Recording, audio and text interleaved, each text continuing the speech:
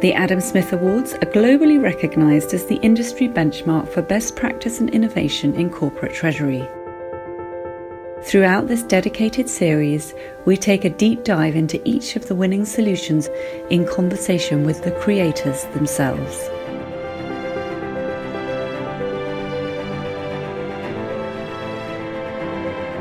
Hello, I'm Meg Coates, Joint Publisher and Head of Operations at the Treasury Today Group. In this episode, we take a look at our overall and highly commended winner in our Best Supply Chain Solution category. This category combines both trade and the supply chain, both financial and physical, to acknowledge the special relationship between buyer and seller. Supply chains are increasingly important given the global pandemic and more recent events as the result of the situation in Ukraine. Our winners showcase an SCF solution for its suppliers in India, Bangladesh and China, whilst our highly commended winner has also implemented an SCF solution where its suppliers are paid in just 10 working days. And the overall winner of our Best Supply Chain Solution is Alan Chitty, Director of Group Treasury, Tax and Risk at Pepco Group. My name is Mehwish and I'm Finance Project Manager at Pepco. I am also a project management enthusiast, a gamer and a father of two. And I am honored to be invited to this podcast and tell you the story of our team, Pepco team, and Citi team winning the best supply chain solution category for Adam Smith Awards. First of all, I was surprised. We all were surprised that we won the award. We started the journey in this project without thinking of any awards. We just wanted to deliver a value to the company and our suppliers.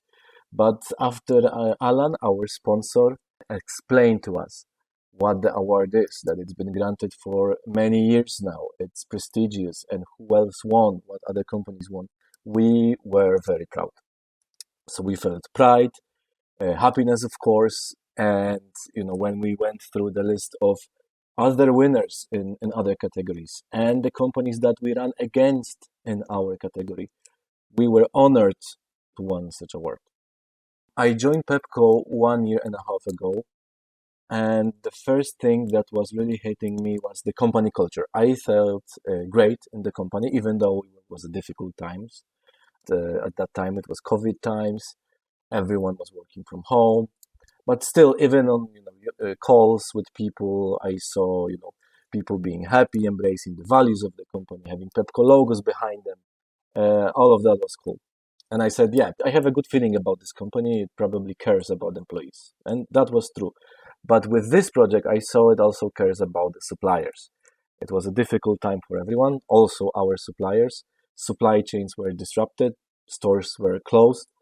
So introducing such project was good because I felt we were improving companies' working capital, which is always good for business.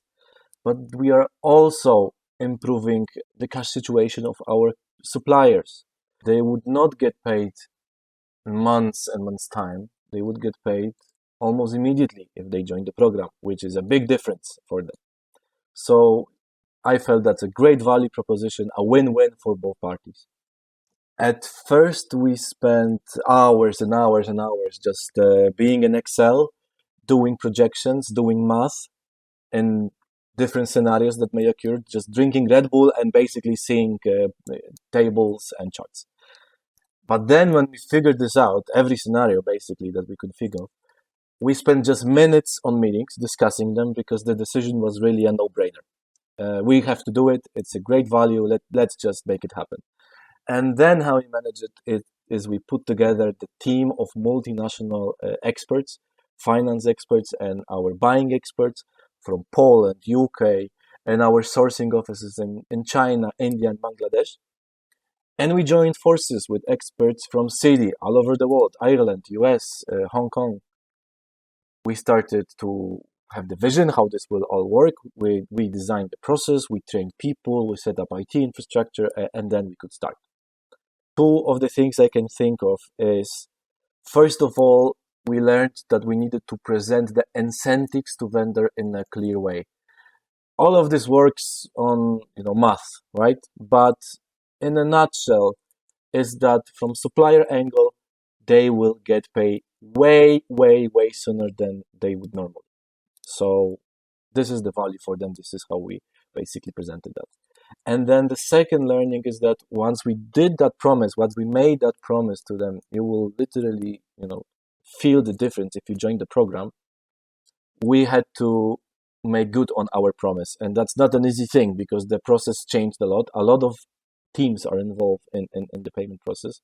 So we needed to introduce a very thorough monitoring process, reporting process, control meetings, etc., to ensure we are actually delivering on our promise to vendors. Once we did that, the program exploded. It kicked off. We had a queue of vendors just waiting to be onboarded. We just needed to manage it well. And we could see that, first of all, the suppliers are happy. Second of all, that our stakeholders are happy and the teams know what they are doing. I could tell the story whole day, how we made that happen. But if anyone wants to contact me, just find me on LinkedIn. It's Mehwish Siwa, Siwa. And I also encourage you to check our Instagram and LinkedIn page of whole Pepco, Pepco. We have a great value proposition for our clients. I bet you would like it. Thank you for having me in this podcast. Have a great day. And now it's time for a word from their partner. Hi, I'm Mehwish Jangda, the head of trade sales for Emerging Europe and the regional team at Citi. The main aims of the project were to provide a scalable local and foreign currency financing solution to Pepco's suppliers. Pre-COVID, Pepco's payment terms to its suppliers were extremely short because it believed that pricing, which is key to its business model, would be impacted by the extended terms as suppliers would have to finance the payment terms themselves at a relatively high cost. COVID-19 led to shops being closed, which resulted in a lower footfall. To overcome this cash flow problem, Pepco decided to extend payment terms with its strategic suppliers. Now, suppliers started financing themselves through factoring via local banks at a cost of up to 10%. And that, combined with rising inflation post-COVID and commodity price increase, meant an increase in cost of goods sold. Hence, Pepco decided to use supply chain finance to reduce costs for its strategic suppliers. Bangladesh is a very critical market for Pepco, but it is also highly regulated. Citi worked extensively with its regional and local teams to put together a workable yet automated solution for Pepco in Bangladesh, and Pepco was the first client to go live on this solution.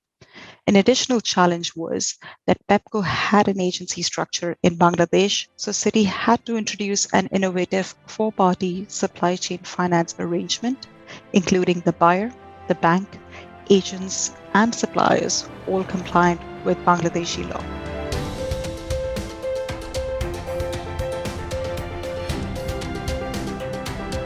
A huge congratulations to all our Adam Smith Awards winners. Thank you for listening to this episode of our dedicated Adam Smith Awards podcast series, brought to you by the Treasury Today Group. More episodes will be coming soon featuring other award-winning solutions, so please subscribe to our channel so you can stay updated wherever you get your podcasts.